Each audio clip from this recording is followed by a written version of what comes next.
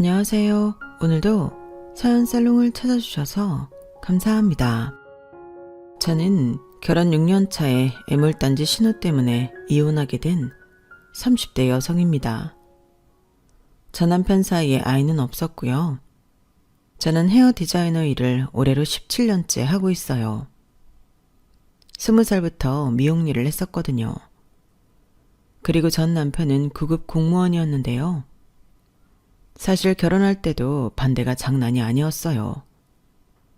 자기 아들은 공무원인데 저는 미용사라고 격이 안 맞다고 했는데, 아이러니하게도 전 남편은 고졸 출신의 공시에 합격한 공무원이었고 저는 미용학과가 있는 대학을 졸업한 헤어 디자이너였어요. 그리고 여러 대회에 나가 상도 많이 받아 20대에 이미 제 샵을 갖고 있을 만큼 벌이도 남들보다 많았는데, 그걸 알게 된 시부모님이 결혼 허락을 하셨어요. 그때는 좋기도 하면서도 뭔가 찝찝하기도 했는데, 당시는 남편이 너무 좋았기 때문에 그런 찝찝함도 아무렇지 않게 넘겨버렸어요. 네, 제가 너무 안일했던 거죠. 저도 인정해요. 하지만 그때 당시는 저랑 남편만 정상이면 된다고 생각했는데요. 왜 시댁하고 사이 안 좋으면 연 끊고 부부끼리 잘 사는 사람들도 많으니까 저도 여차하면 그렇게 시댁 사람들이랑 연 끊고 살면 된다고 생각했어요. 남편 역시 연애하는 기간 관찰한 결과 효자도 아니었는데요. 결혼하면 효자가 되는 이상한 남편도 많다고는 했지만 제 남편은 아닐 거라고 믿어 의심치 않았어요. 그도 그럴 게 연애하는 중에 남편은 자기 식구들에 대해 불만이 참 많았거든요. 그중에 3살 아래인 여동생에 대한 불만이 엄청났는데 저도 옆에서 듣기로 한숨이 절로 나올 정도였어요. 세상엔 분명 거저대는 건 하나도 없는데 남편한테 들은 신우는 그야말로 인생을 날로 먹고 싶은 사람이더라고요. 솔직히 저는 남자든 여자든 그런 유형의 사람을 싫어하거든요. 성실하지 않으면서 욕심만 많은 그런 사람을 누가 좋아하겠어요. 그런데 하필이면 그런 사람이 제가 사랑하는 사람의 동생이라고 하니 신경이 쓰이긴 했는데요. 저까지 남의 동생 흉을 볼 수 없으니 편은 못 들어줘도 같이 험담을 하진 않았어요. 뭐 속으로는 저도 욕을 엄청 하긴 했죠. 그리고 남편은 신우 얘기를 할 때면 진짜 나는 걔만 보면 한심해서 미칠 것 같아. 인간이 어떻게 그렇게 살지? 진짜 걔는 돌연변이야. 라는 식으로 강도가 꽤 세게 자기 동생 험담을 했는데, 솔직히 옆에서 듣고 있으면 저도 남편과 같은 생각이었어요. 어릴 때 공부를 지지리도 못했는데 대학은 가고 싶다며 지방대라도 보내달라고 조르고, 그마저도 학교에 가서 놀기만 해서 F가 수두룩해서 졸업도 못했다고 하는데 너무 놀랍더라고요. 그래서 남편이 그런데 쓸 돈 없다며 부모님에게 돈 해주지 말라고 했고, 그 때문에 신우가 졸업도 못하고 집에 올라오게 되었는데, 그 이후부터 오빠 때문에 인생 망쳤다는 말을 입에 달고 사는 신우이였어요. 그뿐만이 아니었어요. 대학을 중퇴한 신우는 취업은커녕 아르바이트도 한 달을 채우는 일이 거의 없었다고 했는데, 따지긴 또 얼마나 따지는지 나중엔 자기가 사장을 해야 할 것 같다며 집에다가 가게를 차려달라 징징거렸다 하더라고요. 결국 카페 하나 말아먹고 또 옷가게 하나를 말아먹은 뒤 식구들이 그냥 돈 까먹지 말고 가만히 있으라고 했다는데, 그 후로는 뷰티 유튜버가 되겠다며 오빠인 남편한테 여러 장비를 사달라고 했어요. 그때는 저도 남편과 만나고 있을 때라 옆에서 봤었는데 진짜 한심하게 짝이 없었죠. 참고로 신우는 뷰티 유튜버를 하기엔 인물이 없습니다. 뭐 예쁜 사람만 뷰티 유튜버가 될 수 있는 건 아니지만 같은 미용업계에 일을 하는 제 눈에는 가능성이 없어 보였어요.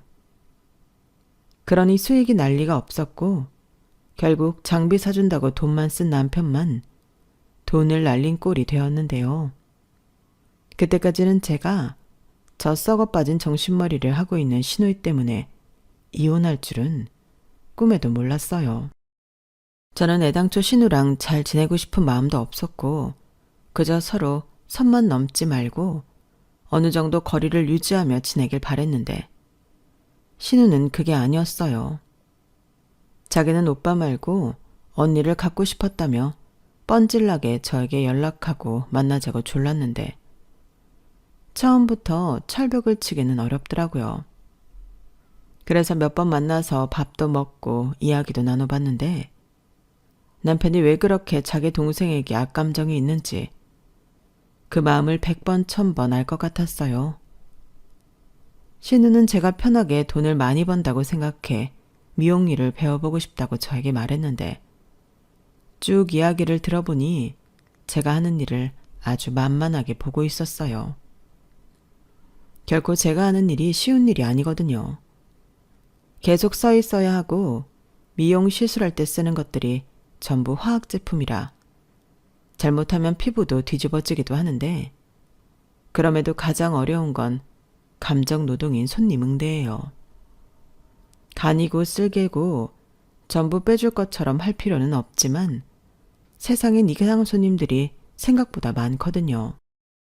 그러니 재수가 나쁜 날이면 곤란한 일도 종종 당해야 하는 일이 제가 하는 일이었는데 신우는 그런 건 하나도 고려하지 않고 자기가 평소에도 머리를 잘 만진다며 자기도 잘할 수 있다고 얼토당토하지 않은 자신감을 내비쳤어요.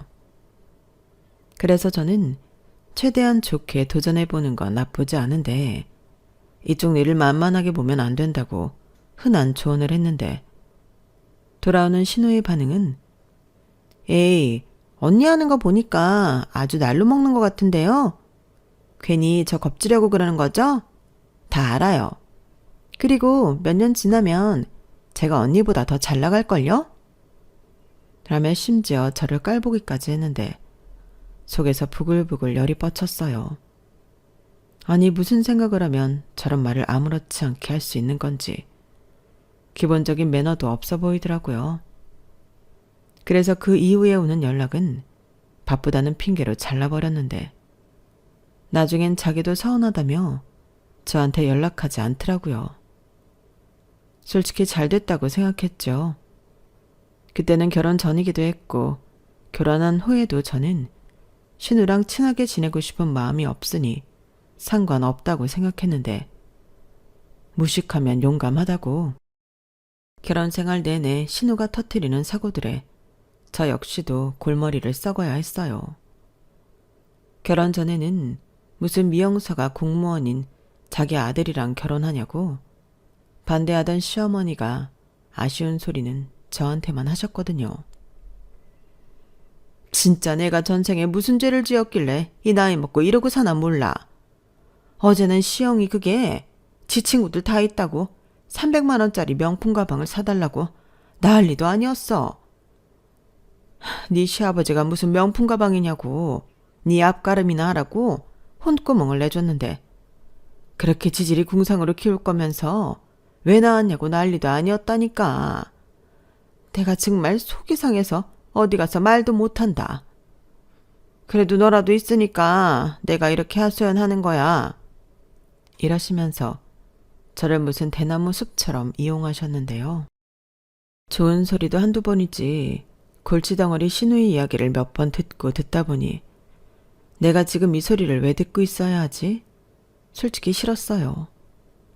그런데 참 이상하게도 그 이야기들 끝에는 그래서 하는 말인데 너 돈 좀 있니? 이런 식으로 저에게 돈 얘기를 자주 하셨는데요. 저희 시어머니로 말할 것 같으면 궁핍의 아이콘이라고 해도 과언이 아니에요. 시어머니는 무슨 공공근로 같은 일을 하시면서 얼마 되지 않는 수입이 있으신데 시아버님은 공장에서 3교대로 일을 하시다 건강이 나빠져서 갖고 있는 돈을 탈탈 털어 개인 택시를 사서 개인 택시 일을 하셨어요. 그러니 시댁이 경제적으로 여유가 있는 집안이 아니긴 했는데 그렇다고 저희 친정이 아주 잘 사는 건 아니었거든요. 하지만 시댁에 비하면 저희 친정은 잘 사는 축에 들어갔고 실제로 저희가 결혼을 준비할 때 신혼집 때문에 애를 많이 먹을 때 친정에서 당시 전세를 주고 있던 아파트를 급히 비워주셨어요. 사실 저희가 결혼 준비를 시작할 즈음 세입자와 계약 연장 이야기를 하고 계셨거든요. 그리고 그때는 당연히 저희 신혼집은 저희가 알아서 할 거라는 생각에 세입자에게 재계약하고 싶으면 보증금 더 올려줄 것도 없이 그냥 있으라 하셨다는데 저희가 집을 구하지 못하고 난감해하니 저희 아빠가 결단을 내린 거였어요. 나중에 들어보니 세입자에게 양해를 구하고 이사 비용을 내주는 걸로 합의해 저희를 살게 해주신 거더라고요. 그러니 당시 집을 구하면서 쓰려고 했던 돈은 친정 부모님에게 보증금이라고 드렸는데 그런 사실을 전부 알고 계심에도 시어머니는 이왕이면 혼수도 해주시지. 애들이 돈도 없는데 혼수까지 하느라 고생한다고 상견례 때 선을 3개 넘기도 하셨어요. 정작 시댁에서는 숟가락 하나 받은 것이 없었는데 저희 부모님에게 부모 자식 사이인데 돈까지 받는 건 너무하지 않냐고 그 돈 받은 김에 도배랑 리모델링, 혼수까지 해주시라고 말해 저희 부모님을 황당하게 만들었죠. 그러자 당시 남자친구였던 남편이 펄쩍 뛰며 그만 좀 하라고 자기 창피해서 죽을 것 같다고 중간에서 제지를 했는데 그러자 시어머니가 입을 꼭 닫으셨어요. 그때 알아보고 결혼을 하지 않았어야 했는데 저는 중간에서 커트치는 남편을 보고 그래도 남편 하나만 보고 살면 시댁 문제는 해결되겠다 생각했는데요. 그러면서 저희 결혼은 예단과 예물 같은 허례허식도 없이 진행했어요. 저는 그 돈이 진짜 낭비라고 생각했거든요. 그리고 저희 결혼에 도움을 주지 못하셨던 시부모님도 찬성할 줄 알았는데 아니 자기들은 해준 게 없는데 바라는 것도 이상하잖아요. 그런데 저희 시어머니는 그런 이상한 분이셨어요. 남편 때문에 뭐라고 하지 못했지만 자기는 며느리한테 가락지 하나 못 받았다며 잊을만 하면 저를 툭툭 건드리셨죠. 그리고 저는 그런 말을 들으면 어째 시어머니한테 정이 더 떨어졌는데 그런 시어머니가 자기 딸 때문에 힘들어 죽겠다고 저한테 돈 타령을 하는데 저도 시어머니 때문에 죽겠더라고요. 아니 남의 딸도 아니고 자기 딸인데 왜 남의 딸한테 이러시는 걸까요? 해서 저는 남편한테 시어머니 전화 받은 게 곤란하다고 솔직하게 말했는데 남편은 알았어. 앞으로는 우리 엄마가 전화해도 받지 말고 받더라도 바쁘다고 하고 끊어. 라고 시원하게 저한테 말을 해주더라고요. 그러면서 연을 끊고 살아야 하나 혼잣말 같은 것도 했는데 이런 마음 나쁘다는 걸 알지만 이렇게 지낼 바에는 차라리 그렇게 사는 것도 낫겠다는 생각을 속으로 했어요. 하지만 그게 나중엔 제 무덤을 파는 일이었다는 걸 그때는 몰랐는데요. 저희 남편이 효자가 아닌 건 맞았는데 그래도 팔은 안으로 굽는 그런 사람이었어요. 뭐 이해는 가죠. 그래도 미우나 고우나 자기 가족인데 그런 가족을 싫어라 하는 제가 좋지는 않았을 거예요. 하지만 저도 중간에서 곤란했기에 SOS를 친 거였고 맹세코 중간에서 이간질을 하거나 없는 말을 지어낸 적은 없습니다. 그냥 제가 힘들어서 힘들다고 말한 것이 전부였어요. 그리고 제가 하는 일이 전화를 오래 붙들고 있을 수도 없는 일인데 시어머니는 제가 아무리 좋게 끊으려고 해도 제 말뜻을 알아차리지 못하셨어요.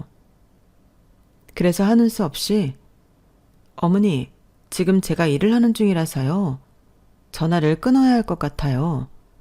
라고 직접적으로 이야기를 했는데, 그러면 시어머니는 바로 서운한 티를 팍팍 내면서 알았다.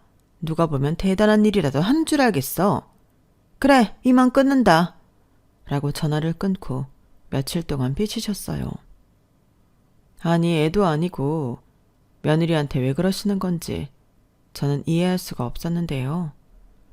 그건 지금도 마찬가지예요. 시어머니와 며느리 사이라는 게 그렇게 격이 없이 가까운 건 아니잖아요. 혹시 저만 그렇게 생각하나요?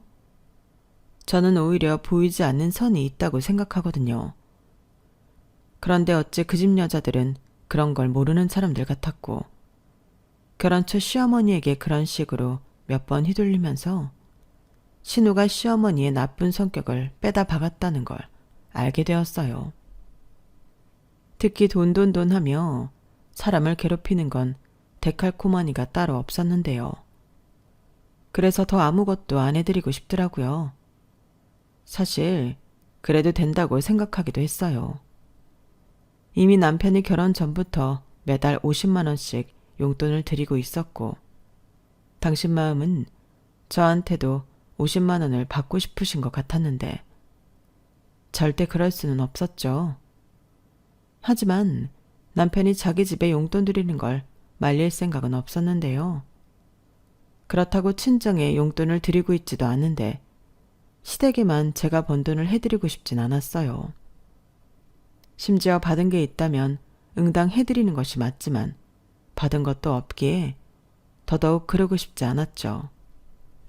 그렇다고 저를 오해하실 수도 있어 제 변명을 조금 하자면 아예 아무것도 하지 않은 건 아닙니다. 생신이나 어버이날 같은 날은 남편보다 제가 더 시원하게 쐈거든요. 물론 그건 양과 똑같이 해드렸어요. 그러자 저희 엄마는 뭘 이런 걸 주냐며 안 받겠다고 하셨고, 시어머니는 좋아서 입이 찢어지셨는데, 그에 반면 신우 역시 저한테 무언가 바라는 눈빛을 쏘며 저를 아주 굴러온 물주로 알더군요. 그러니 제 눈에 그 두 여자가 좋아 보일 리는 만무했고, 그걸 남편도 알고 있었어요. 심지어 시아버님도 모르고 계시진 않으셨죠. 여기서 잠깐 저희 시아버님에 대해 이야기를 하자면 전형적인 회피성 인간입니다. 시어머니나 신우처럼 대놓고 뭘 바라고 뻔뻔하게 굴진 않지만 어떤 문제가 생겼을 때 가장 먼저 발을 빼고 도망가는 사람이 시아버님이셨어요. 그리고 그걸 결혼 초반에는 그나마 문제를 일으키진 않으시니 좋게 봤었는데 도움이 되지 않는 건 마찬가지더라고요. 게다가 남편의 결혼 후 같이 살아보니 확실히 시아버님 쪽 성향을 닮았는데 저는 누구들처럼 해결해야 할 문제를 일으키지 않으니 그걸 모르고 살았어요. 그렇게 결혼해서 한 3년은 무난무난하게 신혼재미도 느끼며 잘 살았습니다. 제가 워낙 바빴기 때문에 남편이 저를 많이 챙겨줬어요. 그러면서 남편은 은근 아이를 빨리 갖고 싶어 했는데 제가 그 부분은 조금만 기다려달라고 부탁을 했죠. 일 욕심 때문이었어요. 아무래도 아이를 낳으면 일을 손에서 놓아야 하고 그러면 지금의 커리어를 잃을까 두려웠죠. 그럼 우리는 언제 애기 가져? 지금도 빠른 건 아니래.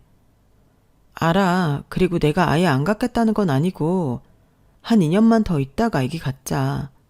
지금은 내가 벌려놓은 일도 있고 내 후임도 없어서 상황이 좀 곤란해. 그리고 우리 내년에는 집도 사야지. 언제까지 친정 아파트에서 살 순 없잖아. 그야 그렇지만 나 못 믿어? 나도 자기 닮은 아들 낳고 싶어.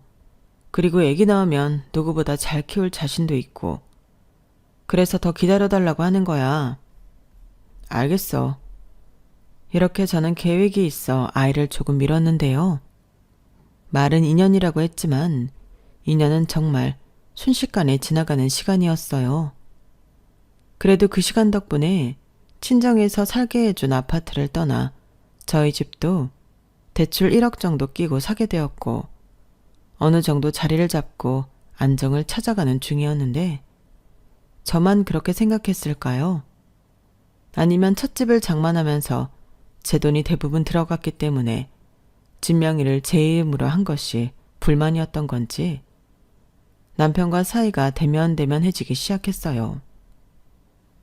사실 공동명의로 해도 되는데 남편이 워낙에 알게 모르게 시댁에 돈을 대주고 있어서 그 부분은 일부러 그런 거였어요. 그리고 제가 결혼한 후에도 시누이는 끊임없이 돈 사고를 치고 다녔는데 얼굴에 무슨 짓을 했는지 어느 날 보니 완전 다른 사람이 되어 있더군요. 그러면서 그 성형수술하는데 거진 돈이 1억 들어갔다고 하는 거예요. 저는 과연 그 돈을 누가 해줬을까? 그것부터 걱정이 되었죠. 그런데 그 돈을 저희 남편이 해줬다고 했고 평소 동생이라면 짜증나서 미치겠다 말하던 사람이 왜 그랬을까? 이해도 되지 않았는데 남편이 그러더라고요. 자기도 그럴 만한 사정이 있었대요. 시영이 그 기집애가 사채를 썼다고 하는데 그걸 어떻게 모른 척해? 우리 엄마 아빠가 가진 거라고는 그 오래된 빌라밖에 없는데 집까지 찾아와서 압류한다 어쩐다 난리를 쳤다고 엄마가 울고불고 하더라고. 그래서 어쩔 수 없이 공무원 대출 받아서 해줬어. 밀건이면 반품이라도 하라고 할 텐데 성형은 그럴 수도 없잖아. 아니 아가씨는 무슨 생각으로 그러는 거야? 그리고 어떤 수술을 받으면 1억인 건데? 몰라. 머리부터 발끝까지 다 했다고 하는데 난들 알겠어. 그리고 순수하게 1억이 아니고 이자들이 붙어서 1억이 된 거야. 진짜 못 살아. 아니 그런 일 있으면 나랑 상의를 해야지. 상의를 어떻게 하냐? 자기가 내 동생 어떻게 생각하는지 뻔히 아는데. 그리고 나도 시영이 그것만 엮여있으면 이렇게 안 했어. 엄마 때문에 그랬지. 엄마가 자기한테 돈을 좀 빌려보고 싶다고 했는데 말을 못하겠다고 하더라고. 사실 자기가 그거 말한다고 해줄 것도 아니잖아. 그래서 내 손에서 해결했어. 빌려주고 자시고가 어딨어. 1억이 누구 이름도 아니고. 내가 현금으로 1억을 갖고 있을 거라고 생각하는 거야? 그랬으면 우리 집 살 때 대출 안 받았지. 그니까 뭐 이리 되었든 저리 되었든 내가 해결하는 게 맞는 것 같아서 그렇게 했다고. 이제 그만하자.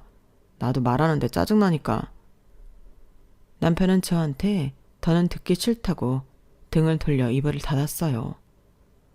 솔직히 남편 말대로 시어머니든 시누이든 저한테 도움을 청했다고 해도 저는 그런 돈을 해주지 않았을 건데요. 남편이 저렇게 나오니 마음은 좋지 않더라고요. 그런데 정작 사건의 원흉인 신우는 이러한 상황에 대한 어떤 부채의식도 없었고 무슨 모델을 한다며 모델 학원에 가게 학원비를 달라고 했는데 진짜 한심한 종자였어요. 그리고 모델이 되고 싶은 이유를 들어보니 더 기가 막혔는데 부잣집에 시집을 가고 싶어서랍니다. 자기는 아무리 생각해도 취직이나 사업보다는 취집이 맞는 것 같다고요. 정말이지 저는 신우의 가치관을 듣고 저절로 눈살이 찌푸려졌는데요. 같은 여자지만 저렇게 살아야 하는 이유가 뭘까? 나중엔 안타깝기까지 했어요. 그리고 이미 집에 돈이 없기 때문에 모델 학원비는 마련할 수 없었는데 그때 운이 좋다고 해야 하는 건지 어떤 인터넷 쇼핑몰 피팅 모델을 구하는데 뽑혔다고 하더군요. 그 피팅 모델 된 날은 집안이 난리도 아니었어요. 시어머니도 자기 딸 모델 됐다고 들떠서 흥분하셨고 마치 곧 성공해서 자기한테 효도라도 할 듯 동네방네 떠들고 다니셨는데요. 그때 시어머니가 저한테 이런 황당한 제안을 하기도 했어요. 야, 너 우리 딸 촬영 있을 때 쫓아다니면서 머리랑 화장 좀 해줘라. 네? 제가요? 그럼 샵은 어떻게 해요? 네 가게는 너 말고는 일할 사람이 없다니? 아니, 다른 사람도 아니고 가족인데 네가 쫓아다니면 내가 마음이 편하잖아. 아니 무슨 피팅 모델이 스텝을 달고 다녀요. 그리고 어머니, 저 스텝 생활 안 한 지 10년도 넘었어요. 저 데려다 쓰려면 돈 많이 주셔야 하는데?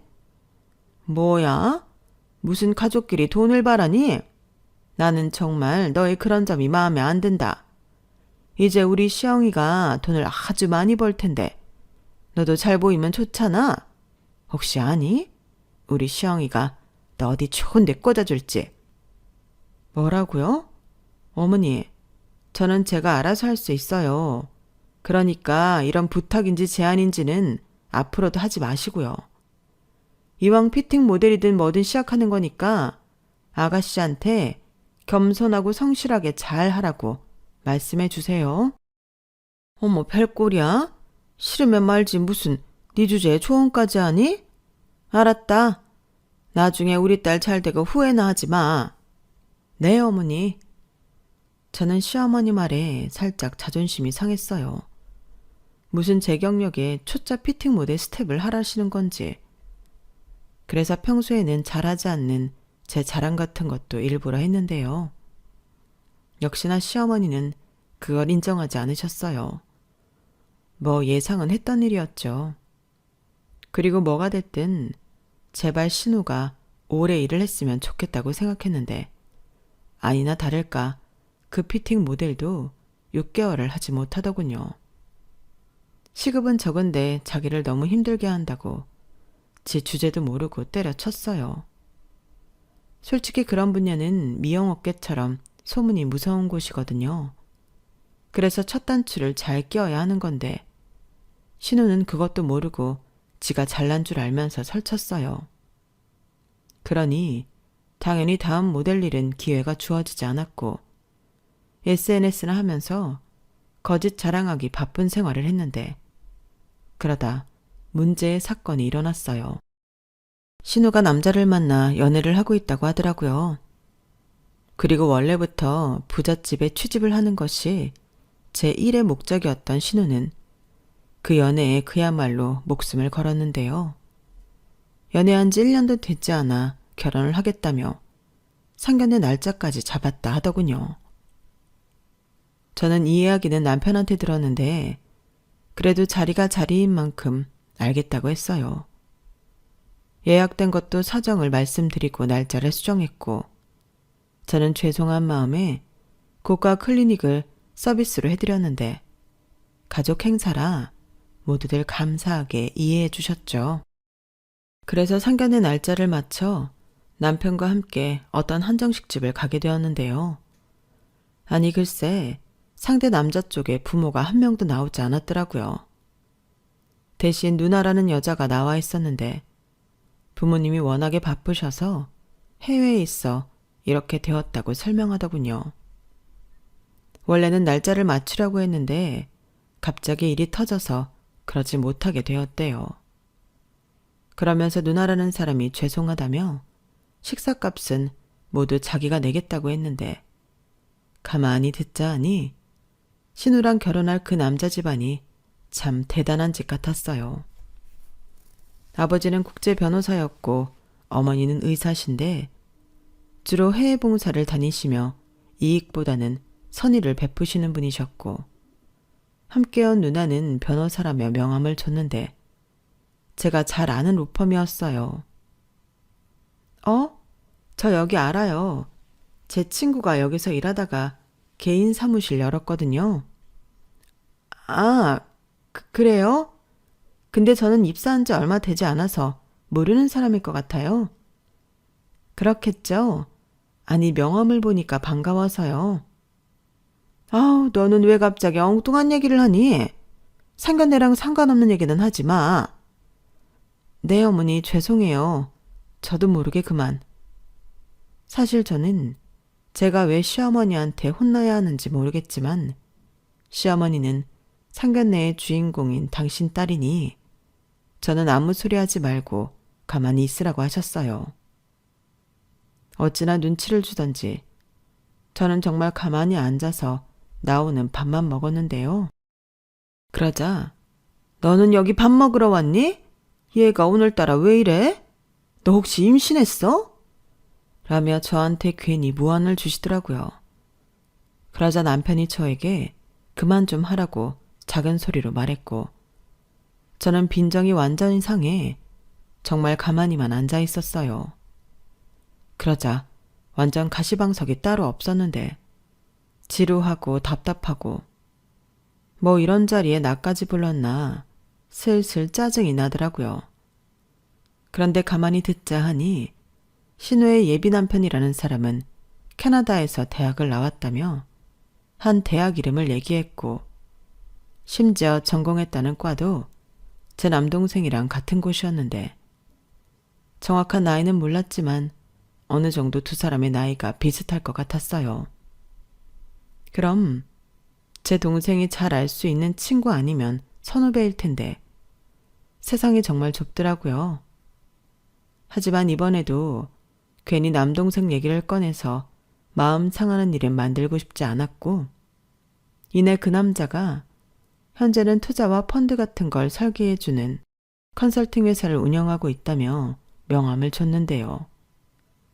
제 어디를 보고 그런지 모르겠지만 갑자기 저를 보고 투자에 관심 있냐며 먼저 물었어요. 투자요? 글쎄요. 저는 워낙에 안정적인 것만 추구해서. 그렇죠. 근데 투자도 잘하면 정말 안정적이에요. 실속 있고 수익 높고 안전하기까지 한 알짜 중에 알짜죠. 그런 걸 소개하고 돕는 사람이 바로 저고요. 제가 시영이한테 들었는데 능력 있으시다고. 자기 샵도 있고. 뭐 제가 일하는 분야에선 어느 정도 커리어가 있죠. 어머, 별꼴이야? 자기야, 내가 언제 그랬어? 그리고 지금 우리 상견례 중인 거 몰라? 왜 갑자기 일 얘기를 해? 우리 애기 질투해? 아니, 나는 별 뜻 없이 요즘 워낙에 괜찮은 투자처가 하나 있어서 우리 결혼하면 어차피 가족인데 만났을 때 소개해보려고 했지. 죄송해요. 직업병이에요. 너도 참 자리를 봐가면서 해야지. 죄송합니다. 제 동생이 워낙 자기 일을 좋아해요. 그래서 잘 벌기는 하는데 일 얘기만 나오면 딴 사람이 돼요. 시영이 서운하지. 근데 시영이가 이해해줘. 그 대신 아마 시영이는 앞으로 돈 걱정은 평생 안 하고 살걸? 형님, 저는 괜찮아요. 그리고 돈도 좋지만 저는 상균 씨가 너무 일만 해서 몸이나 안 상할까 그게 걱정이에요. 어머, 어쩌면 시영이 마음이 이렇게 예뻐? 이제 나는 아무 걱정 안 해도 되겠네.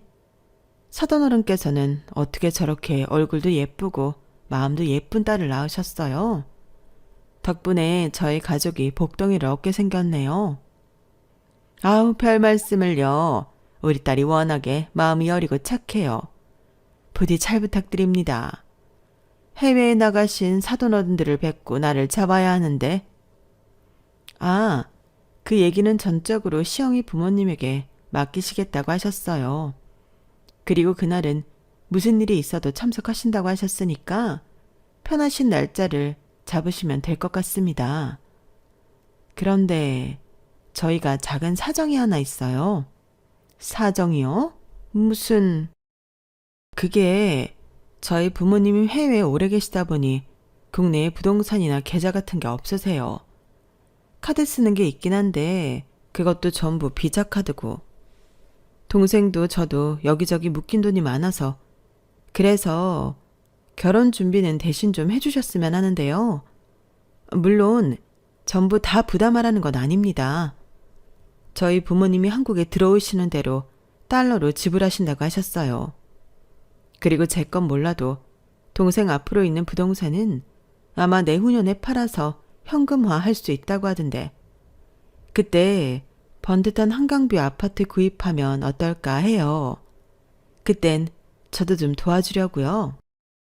사실 제가 결혼한 지 얼마 되지 않고 딸이 어려서 지금 당장은 돈을 융통하기 어렵거든요. 죄송해요. 그래도 2년 안에 저희가 다 메꿔드릴 거고 더 좋은 곳에 이사해 살게 할 거니까 걱정하지 않으셨으면 좋겠습니다. 그래요? 순간 시어머니와 시누이는 일제히 저를 쳐다봤어요. 그러니까 정확히 말해 그나마 돈줄이라고 생각한 저를 슬며시 쳐다본 건데요. 저는 그 두 사람이 바라는 대로 가만히 있기만 했어요. 그러자 남편도 가운데서 곤란한 얼굴이었고 집에 와서 남편과 대판 싸웠는데요. 남편 말로는 돈을 빌려주든 안 빌려주든 상관없지만 제 태도가 자기 가족을 망신시키는 것 같아 화가 났다고 하더군요. 그런데 진짜 이상하잖아요? 그럼 거기서 제가 왜 저를 쳐다보세요? 저 돈 없어요. 라고 말하나요? 아니, 제가 그렇게 말했다고 하면 그건 망신이 아닌 거예요? 이리저리 생각해도 남편의 말은 그냥 화풀이 같이 느껴졌는데 그때는 저도 폭발하고 말았네요. 아니, 나더러 그럼 뭘 어떻게 하라는 거야. 무슨 얘기를 좀 하면 가만히 있으라고 하고 자기들 아쉬울 때는 나 쳐다보면 내가 뭐, 네, 그건 제가 해드릴게요. 이렇게 말하길 바랬던 거야? 누가 그렇대. 그냥 나는 자기 태도가 마음에 안 든다는 소리를 하는 거야. 그러니까 내 태도가 어쨌다고 그러는 건데. 그리고 말 나온 김에 나도 얘기하자. 자기는 자기 엄마랑 자기 동생이 날 개무시하는데 그건 왜 가만히 있어? 그건 또 무슨 소리야. 언제 우리 엄마랑 시영이가 자기를 개무시했는데 자기가 자기랑 상관없는 얘기랑 하니까 그렇지. 나 참. 앞으로 이럴 거면 자기네 가족 행사에 나는 빼줘.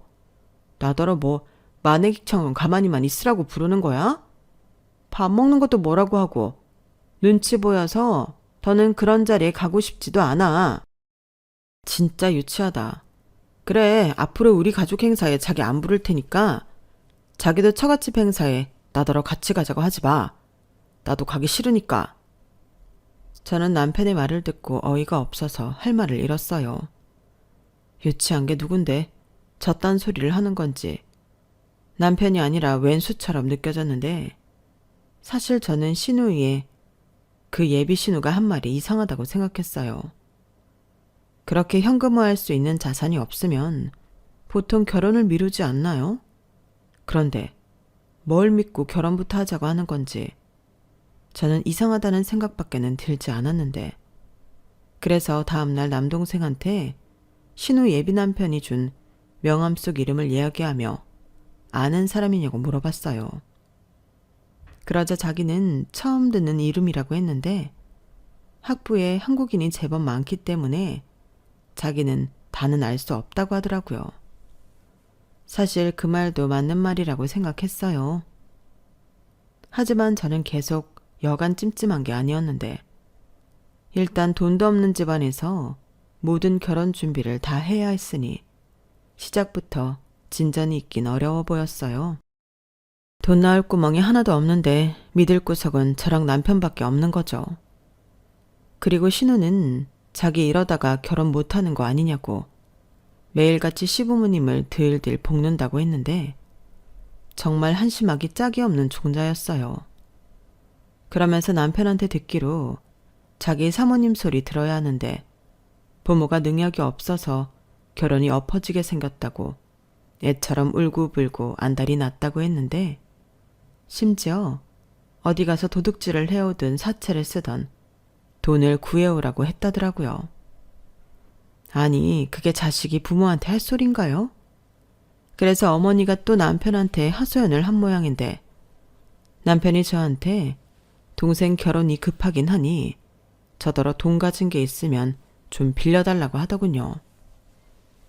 그래서 저는 마음에는 없지만 남편에게 정확히 얼마 정도를 얘기하는 거냐 물어봤는데 많으면 많을수록 좋다고 한 1억이나 2억 정도는 해달라고 하는데 순간 제 눈이 휘둥그레졌어요. 그렇잖아요. 제 딸도 아니고 제 동생도 아닌데 1, 2천이 아닌 1, 2억이라니 말도 안 되는 소리였죠. 그래서 그럴 돈은 없다고 자기는 가진 돈이 없냐고 물었는데요. 남편의 말을 들은 저는 제대로 뒤통수를 얻어맞은 기분이었어요. 그게 신서방이 좋은 투자처가 있다고 해서 거기에 가진 돈을 다 넣었어. 뭐라고? 지금 나한테 말도 안 하고 투자를 했다는 거야? 단타로 한 거라서 따로 말은 안 했지. 그리고 워낙에 확실한 정보라고 소수 인원만 들어가는 거라 급하게 했어. 나중에 수익 나면 얘기하려고 했지. 아니, 그래도 그렇지. 어떻게 그런 일을 나랑 상의 한 번 없이 그래. 그래 놓고 자기 동생 결혼 자금은 나한테 하라고? 누가 그냥 해달래니? 나 수익 나면 갚을 거야. 그러다 수익 안 나고 손해만 보면 에이, 재수없게 그런 말을 왜 해? 신서방이 확실하다고 했고 나도 나름 알아보고 한 투자야. 괜히 부정타게 그런 말 말고 자기가 어떻게든 해봐. 애는 일단 시집을 보내야지. 그러다 신서방 놓치면 시영이 인생 어떡해? 저는 자기 동생 시집 못 보낼까 저한테 돈 타령하는 남편이 한심해 보였어요. 그리고 정확히 얼마를 투자했는지 알 수는 없지만 저 몰래 그런 결정을 했다는 것에 심한 배신감을 느꼈는데요. 저는 일부러 공동생활비 외에는 일절 돈에 있어 터치하지 않았거든요. 누구는 경제권을 받고 용돈을 줘야 한다고 했지만 저는 그러고 싶지 않았어요. 그 사람도 돈 번다고 애쓰는데 그 돈을 제가 갖는다는 게 저는 싫었어요. 입장 바꿔서 저도 그러고 싶지 않았으니까요. 그런데 투자한다고 가지고 있는 걸 몽땅 써버리고 돈 필요하니 그 돈은 저한테 달라고 하는 남편은 용납이 되지 않았는데요. 그래서 늘 그렇듯 저는 싫다고 단번에 거절했어요. 그리고 그 이후부터는 부부라고 할 수도 없을 만큼 사이가 나빠졌는데 남편은 저에게 계속 치사하다, 매정하다, 자기랑 자기 가족을 무시한다며 저를 맹비난하더라고요. 그러면서 그런 저랑 한 침대에서 한 이불 덮고 살 수 없다며 방도 따로 쓰기 시작했는데 적반하장도 유분수지 제가 뭘 그렇게 잘못했냐고요. 그리고 돌아가는 상황을 보면 여간 수상한 것이 한둘이 아니었는데 저는 남동생에게 네가 모르면 주변 대학 친구들한테 물어서 신우 예비 남편에 대해 좀 알아봐달라고 부탁을 했어요. 마침 신우 카톡 프로필 사진이 그 남자랑 같이 찍은 사진이라 그 사진을 캡처해 남동생에게 보냈는데요. 그 사진을 보자마자 남동생은 저에게 전화해서 알아보고 자시고 할 것도 없다며 그 남자에 대해 자기도 잘 안다고 하더군요. 그런데 저는 남동생의 말을 듣고 입이 떡하고 벌어졌어요. 사기꾼도 그런 사기꾼이 없더라고요. 게다가 그 남자는 결혼도 이미 해서 애도 있는 이혼남이었는데 분명 상견례 때는 누나가 있어서 참석을 했잖아요. 그런데 그 남자는 누나가 없답니다. 심지어 외동이라고 했는데 이건 생각을 하면 할수록 너무 이상했어요. 그럼 그날 상견례 때 나타나 누나 행세를 한 사람은 도대체 누구냔 말이죠. 그리고 그 남자는 거기서도 자기를 펀드 매니저라고 속여 여러 사람에게 사기를 쳤다고 했는데 고소까지 당하고 학교에서 잘려 불법 체류자로 있다가 그때도 사기치다 걸려 추방을 당했다고 하더라고요.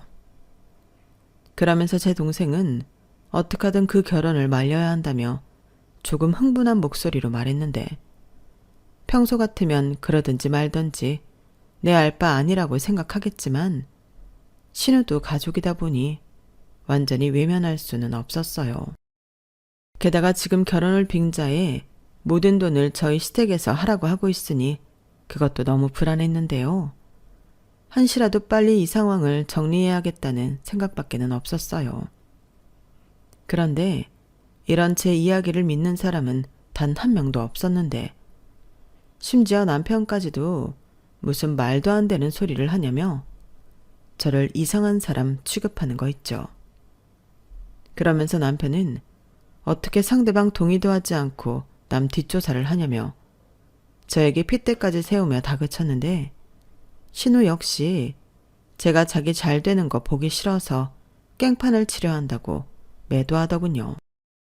게다가 자기는 늘 잘난 척하는 제가 재수없고 싫었다며 막말까지 퍼부었는데 그때도 남편이라는 작자는 제 편을 들어주지 않았어요.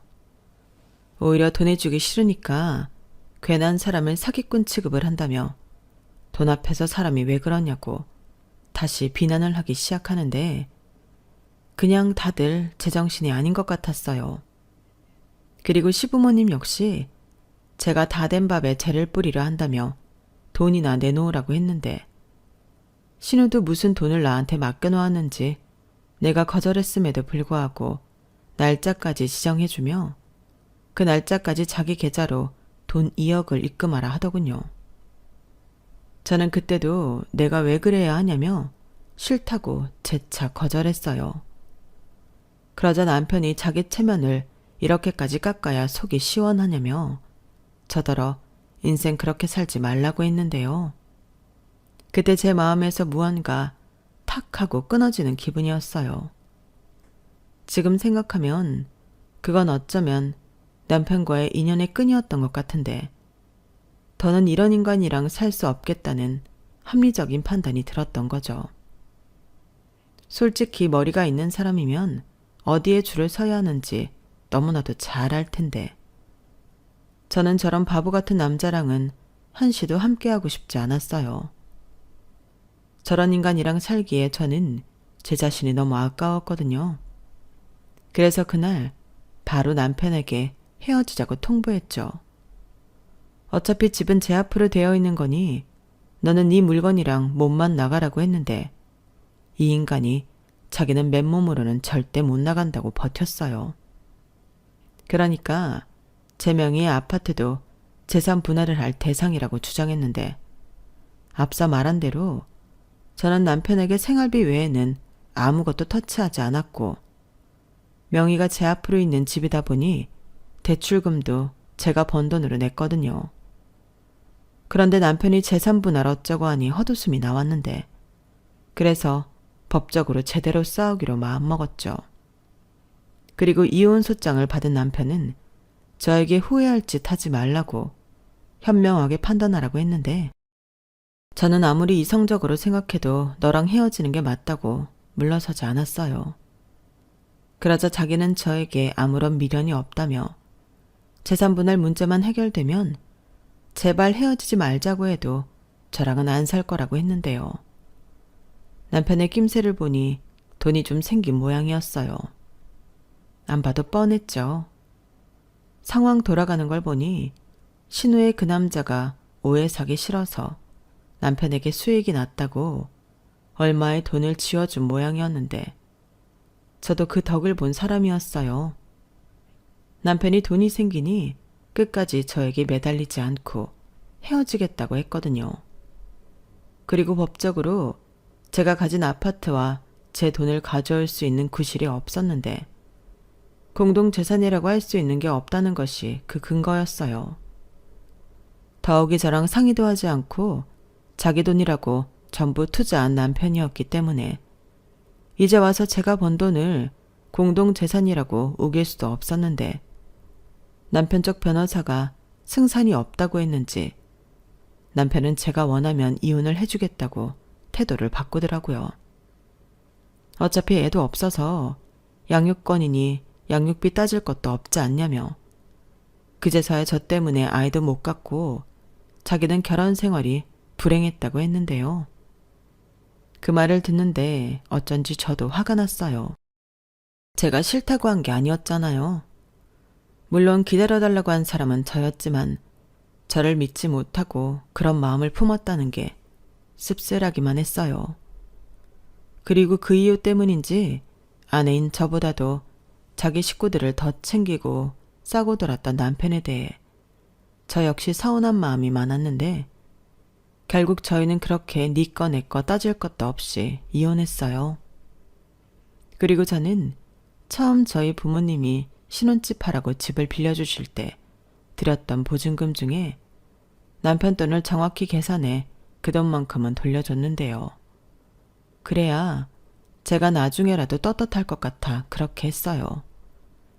사실 위자료라도 받고 헤어졌어야 성이 차긴 했는데 그 인간이나 그 인간 집이 뭐 하나 가진 게 있어야 그런 것도 생각해 볼 수 있죠.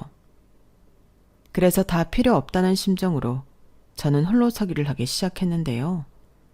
시간도 많고 마음도 헛헛하다 보니 할 일이 이 일밖에는 없었어요. 공부도 하기 시작했고요. 그러자 저는 제 일에 있어 몇 단계 업그레이드가 되었는데 그건 곧장 돈으로 직결되었죠. 결국 집 살 때 받았던 대출금도 다 갚고 그 집에서는 더는 살고 싶지 않아 그 아파트를 팔았는데 정확히 2억이 올라 저는 부동산으로도 돈을 벌 수 있었어요. 그리고 혼자이다 보니 샵 근처에 작은 오피스텔을 매매해 살기 시작했는데 반년쯤 되었을까? 저도 혼자 사는 것에 금방 익숙해졌죠. 그리고 전 남편을 저에게 소개해준 지인에게로부터 기가 막힌, 아니 예상했던 이야기를 전해 듣게 되었는데요. 역시나 신우의 그 남자는 사기꾼이 맞았어요. 게다가 전 남편뿐만 아니라 시아버님도 집 담보까지 받아 투자를 했다 하는데 그게 영락없이 사기였어요. 그러게 제가 그렇게 사기꾼이라고 알려줄 때 정신 차렸다면 시댁 집까지 날리는 일은 없었을 텐데 그 사람들은 돈 뜯기고 갈 곳이 없어 저 남편은 구시원에서 지내고 나머지 식구들은 친척집에 전전한다고 했는데요. 사실 그게 다가 아니었어요. 전 남편이 자기 신용대출로 신우 결혼을 시켜준 모양인데 혼인신고까지 다 하니 그제야 그 인간이 자기가 이혼 경험이 있고 아이가 있다고 사실을 털어놓은 모양이었어요. 그리고 전처가 키우던 아이를 자기가 데려와야 할 것 같다며 신우한테 그 아이를 키우라고 했다는데 신우가 입에 거품을 물고 사기 결혼이라고 소송을 준비하고 있다고 했어요. 그 얘기를 듣는데 저도 못 됐는지 안타깝기보다 고소하기만 했는데요. 그런 사람들은 자기가 당해봐야 알잖아요. 그러면서 한편으로는 그런 진흙탕에서 이혼이라는 신의 한 수로 발을 뺀 제 자신이 다행스럽게 느껴졌는데 이혼하고 저는 인생이 잘 풀려가고 있었어요. 일도 잘 되고 돈도 많이 벌고 또 혼자이다 보니 자유롭기까지 했는데 이혼한 지 얼마 되지 않았음에도 저 좋다는 남자도 많이 있더라고요. 하지만 이미 결혼에 질리고 남자한테 실망한 데미지가 커서 당분간은 남자도 연애도 관심이 없는데 그래도 누군가가 저를 좋아한다고 생각하니 그 자체만으로도 자존감이 올라가는 기분이 들어 좋더군요. 이혼녀가 되긴 했어도 아직 저라는 여자가 매력이 있다는 것 같아서 자신감이 생겼어요. 그러니 이혼 후 전 남편과 저는 정반대의 인생길을 걷게 되었는데 아마도 지금쯤은 제 말을 듣지 않는 것을 후회하고 있겠죠. 그래도 뭐 이미 버스는 떠났고 앞으로는 부디 정신 똑바로 차리고 성실하게 살았으면 좋겠습니다. 인생 거저먹으려고 한 사람 중에 잘된 사람 없잖아요.